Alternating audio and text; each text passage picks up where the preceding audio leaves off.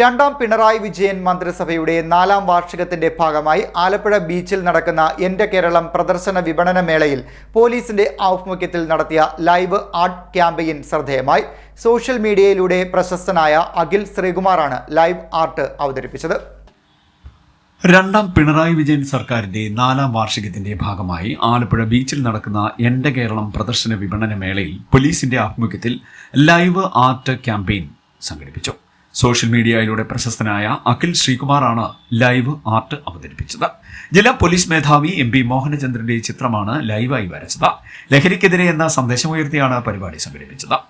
Police ലഹരിക്കെതിരെ വിവിധ പരിപാടികളാണ് ആസൂത്രണം ചെയ്തു വരുന്നതെന്ന് പോലീസ് അധികൃതർ പറഞ്ഞു.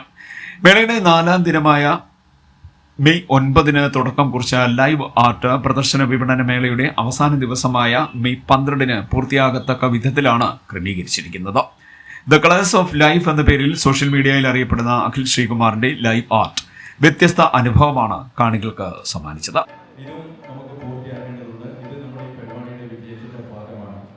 ലഹരിക്കെതിരെ നിരവധി ക്യാമ്പയിൻസാണ് കേരളത്തിൽ നടന്നുകൊണ്ടിരിക്കുന്നത്. കലയും സംഗീതവും എല്ലാം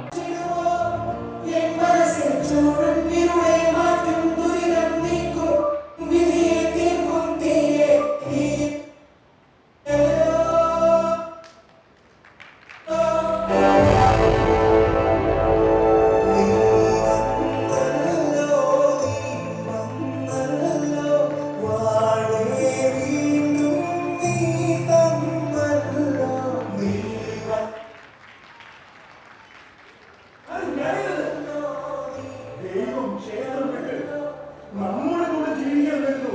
ഈ ദിവസം ആഘോഷിക്കാനൊക്കെ